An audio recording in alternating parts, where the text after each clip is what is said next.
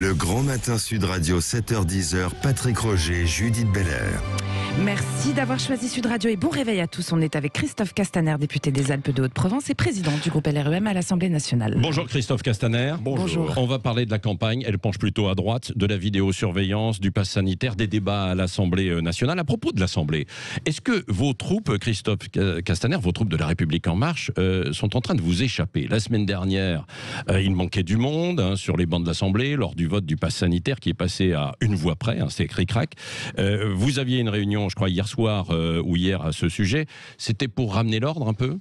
Non, tous les mardis matins, je suis ravi que la presse s'intéresse à nos réunions de groupe. Bah oui. Je réunis l'ensemble des parlementaires de mon groupe, nous sommes un peu moins de 300, et je rappelle quelques principes. Et la semaine dernière, nous étions, ce qui est non négligeable, à 1h30 du matin, dans la nuit de jeudi à vendredi, 135 pour la majorité présidentielle sur les bancs de l'Assemblée.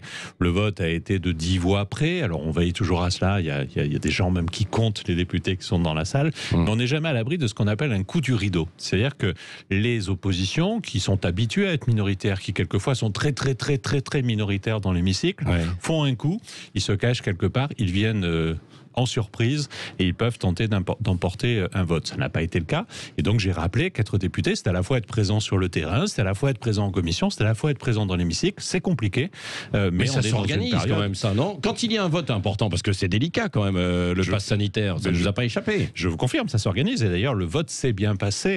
Et nous avons été majoritaires de 10 voix, ce qui est non négligeable. Mais on a bien vu qu'on avait une surmobilisation à ce moment-là, ce qui est rare. La semaine d'avant, en commission, le groupe LR, il y avait une personne.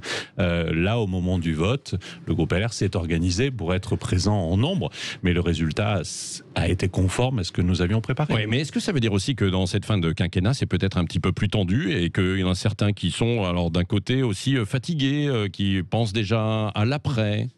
Tout ça est sûrement vrai, mais ce que je constate, c'est que nous arrivons à fin de quinquennat avec une majorité présidentielle à l'Assemblée, rassemblée, unie, qui s'est même élargie d'ailleurs au fil des 5 ans, ce qui est à peu près l'inverse de ce qu'on avait vécu sur toutes les mandatures précédentes, où en fin de quinquennat, les majorités étaient plus explosées. Vous avez eu quelques réfractaires tout de même, quoi. Oui, mais on a eu aussi des nouveaux qui sont arrivés, le groupe Agir, qui n'était pas dans la majorité présidentielle et qui nous a rejoints. Et donc du coup, on est plutôt en bon état politique à la fin de ce quinquennat, et dans mon groupe, La République En Marche aussi. Et c'est plutôt bien, mais je vous dis, c'est d'autant plus intéressant que c'est rare, traditionnellement. Une vingtaine de départs, à peu près. Les frondeurs. Oui, mais des arrivées aussi. Alors, on peut parler d'un départ, je peux vous parler d'une ou deux arrivées à chaque fois.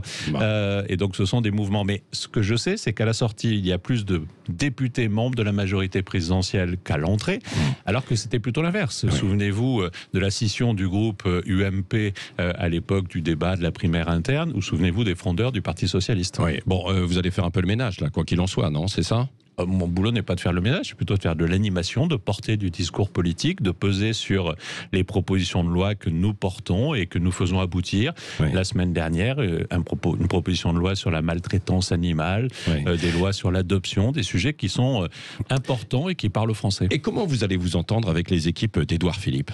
Bien, pourquoi vous voulez qu'on s'entende pas déjà ? On va bien s'entendre. Parce qu'il penche plutôt à droite et vous plutôt à gauche quand même, non ? Mais la majorité présidentielle gagne à s'élargir. Et Édouard Philippe peut nous aider aussi dans cet élargissement politique. Mais vous savez, moi j'ai eu la chance, je dis bien la chance, de travailler pendant 3 ans sous l'autorité d'Édouard Philippe. J'ai appris, j'ai grandi et je lui ai à certains moments aussi porté mon regard. Nous venons l'un et l'autre de maisons politiques différentes, mais la force d'Emmanuel Macron, c'est justement de rassembler des femmes et des hommes qui n'appartiennent pas à des écuries, mais qui ont envie de faire des choses. Oui. Sur le fond quand même du pass sanitaire, d'un mot, Christophe Castaner, Paco Morupin de La République En Marche dit qu'il faudrait peut-être, il faudrait pas aller aussi loin. On va vers un glissement d'une société en fait de contrôle. Le Sénat dit quasiment en fait la même chose puisqu'il étudie le texte actuellement. Il dit qu'on pourrait peut-être prolonger ce pass sanitaire jusqu'en février, mais pas au-delà.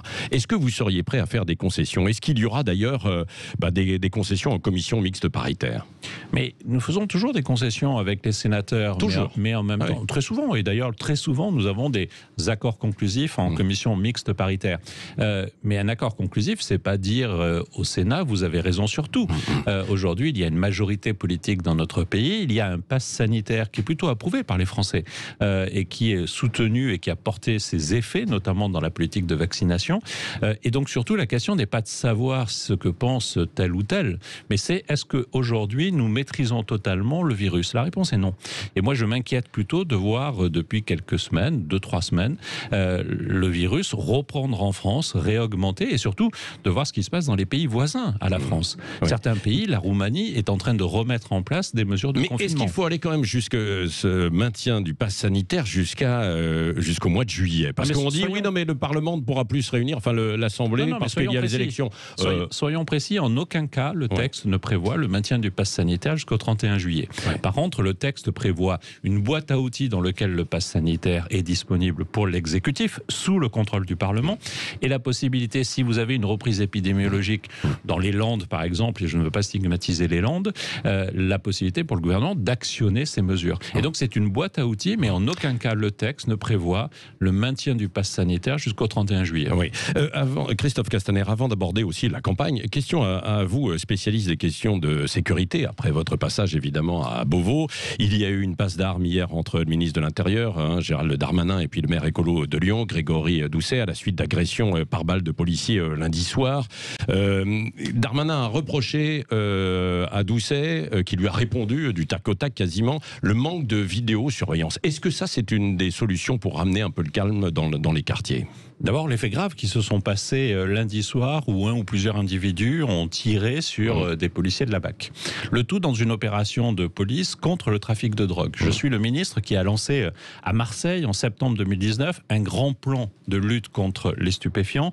Je disais de la cage d'escalier à l'international qui a créé cet office central qui s'appelle l'OFAST pour faire en sorte qu'on puisse piloter le pilotage, on puisse piloter la lutte contre le trafic de drogue parce que c'est la mère des batailles au plus près du terrain mais aussi à l'international. Et ça continue. Donc, mais vous avez lancé ça, mais ça continue. Mais c'était un grand plan de 55 mesures qui monte en puissance et Gérald Darmanin le porte avec le volontarisme que l'on lui reconnaît évidemment. Et donc c'est important de dire cela. Et ensuite il y a ce débat de savoir le rôle des uns et des autres. La vidéoprotection est un outil majeur. D'ailleurs à Lyon il y a 571 caméras qui sont installées. Dans le 9e il y a, où l'événement a eu lieu, 60 caméras. Et il y a par contre des quartiers, notamment le quartier Sakharov par exemple, où il y a 0 caméra. Donc oui, il faut faire cela. Permettez-moi juste de vous rappeler un souvenir. L'attentat terroriste à Lyon sur la brioche dorée.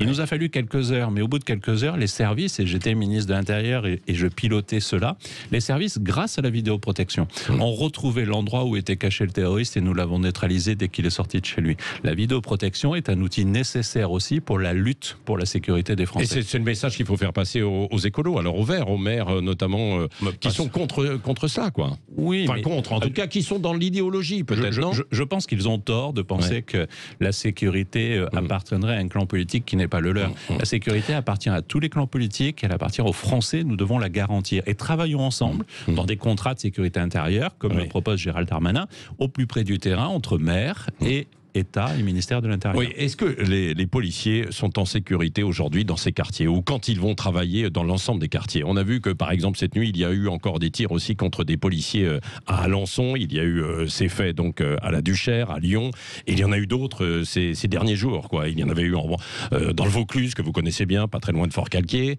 Il y a une banalisation des violences contre les policiers, donc nous devons protéger ceux qui nous protègent, c'est une évidence. Et en même temps, chaque jour, chaque nuit, chaque instant, au moment où on se parle, les policiers interviennent dans notre pays et le font dans des conditions de sécurité.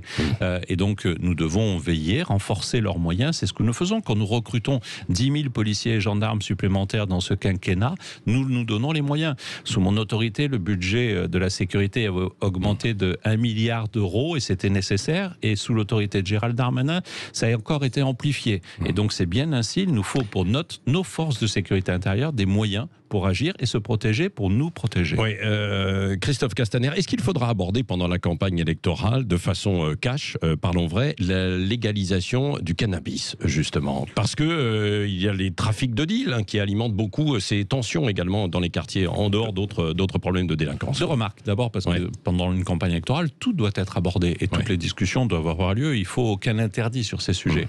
Ensuite, si la légalisation ou la dépénalisation du trafic de drogue réglait le problème du trafic de drogue, moi je ne serais pas hostile. La réalité, c'est que la dépénalisation ne réglerait pas le problème. Il nous faudrait plus de temps pour en parler, mais par exemple, le taux de THC qui est dans les produits qui sont vendus dans les pays où c'est autorisé n'a strictement rien à voir avec ce que l'on vend dans les cages d'escalier. Donc je ne crois pas que l'un chasse l'autre. Mais je suis sur ces sujets sans tabou. Oui, donc il faudra l'aborder. Mais pendant je dis pas la qu'il faudra. campagne. Il appartient aux Français et aux candidats de l'aborder. Mais vous n'êtes pas forcément favorable Moi, aujourd'hui. Moi, j'y suis défavorable, y compris parce que ça laisse penser que finalement la drogue, ce ne serait pas si grave. Or, la drogue, c'est grave, et en particulier pour les plus jeunes d'entre nous. Oui, Christophe Castaner, les questions autour du pouvoir d'achat, il y a l'indemnité inflation de 100 €. Est-ce que c'est vraiment suffisant? Vous qui avez vécu la période mouvementée des Gilets jaunes, est-ce que vous craignez justement une résurgence du mouvement? L'inquiétude, c'est pas celle de la résurgence d'un mouvement. L'inquiétude, c'est celle d'un phénomène inflationniste que nous connaissons dans le monde entier et où, par exemple, pour la zone euro, les experts annoncent 5,5% d'ici l'année prochaine d'augmentation de l'inflation. C'est cela l'inquiétude. Et nous y répondons. Nous y répondons notamment par le chèque inflation, par l'indemnité inflation, par le chèque énergie. Et donc, nous donnons les moyens aussi de répondre à cela parce que le pouvoir d'achat est au cœur de ce que nous avons fait et notamment quand on crée de l'emploi. Aujourd'hui, nous avons des chiffres extraordinaire qu'on n'a pas connu depuis de nombreuses années de création d'emplois, c'est aussi ça, le pouvoir d'achat. Oui, alors mais c'est ça, mais il y a des gens aussi, évidemment, qui ont un emploi, mais avec moins d'heures, et vous le savez, quand ils gagnent 800, 900 €, c'est difficile, quoi. Bien sûr que c'est difficile. Et ce sont ces personnes qui sont concernées, quoi. Mais tous les Français sont concernés, même si effectivement, il y a des plus bas revenus. Vous savez, on peut faire la démonstration que quelqu'un qui est au niveau du SMIC depuis le début de son quinquennat a une augmentation mensuelle nette de 170 €. C'est énorme. Et en même temps, quand vous êtes au SMIC, c'est la galère. Et quand vous êtes au SMIC plus 170 €, c'est toujours la galère. Et donc, on doit rester mobilisé, on doit accompagner celles et ceux qui sont face à ces difficultés. Et l'inflation est une difficulté supplémentaire. Vous l'avez vu en faisant le plein à la pompe, vous allez, de temps en temps, vous prenez votre voiture pour aller faire le plein et donc vous dites, oh là là, c'est quand même compliqué aujourd'hui. Et là, je vais vous faire une confidence, je roule en Zoé électrique quand je suis dans Paris, mes terres de Haute-Provence. Ah oui, même là-bas. Oui, j'ai une Zoé électrique. Vous avez des bornes, parce que c'est quand même le grand problème, les bornes de recharge en fait, sur tout le territoire. Je voudrais pas faire de pub, mais j'adore conduire ma Zoé électrique. Voilà. Et même dans un département comme le mien, vous savez, d'un bout à l'autre de ma circonscription, il faut 2 heures de voiture. Je n'ai pas de difficulté de le faire avec une Zoé. Bon, avec au volant ou pas de la Zoé électrique, vous allez mener la campagne, j'imagine, aux côtés d'Emmanuel Macron. Vous avez vu, Christophe Castaner, que quand même, la France est plus à droite que jamais. C'est une enquête qui le montre ce matin de Fondapol, où les thèmes politiques sont associés justement à la droite, qui s'impose en fait dans l'opinion. J'ai vu la semaine dernière une étude qui disait pas tout à fait la même chose et qui était plutôt sur les thèmes sociaux comme des thèmes prioritaires. Après, ce que je vais vous dire, et vous êtes fin observateur, c'est que si on regardait le sujet prioritaire il y a 4 mois, il n'a rien à voir avec le sujet prioritaire d'il y a 2 mois. Et si on regarde le sujet prioritaire d'aujourd'hui, on s'aperçoit qu'il y a toutes les chances que ce ne soit pas celui de dans 2 mois. Donc la responsabilité du président de la République, c'est de répondre à toutes les attentes, à toutes les tensions et de rester mobilisé. Vous savez qu'il n'a pas dans sa culture de rester les bras ballants. Et donc nous agissons quand on voit à l'inverse les oppositions qui aujourd'hui ne se parlent qu'entre elles et ne parlent qu'à elles-mêmes. Quelles oppositions? Celles d'Éric Zemmour, de Marine Le Pen ou toutes. Regardez, alors vous citez les Républicains ou alors la gauche, vos amis du PS. Les Républicains passent leur temps à se parler entre eux pour savoir qui sera le meilleur dans le concours interne qui est encore c'est pas en mal, train d'être organisé. On débat, quoi, finalement. Oui, mais ce serait bien qu'ils parlent avec les Français.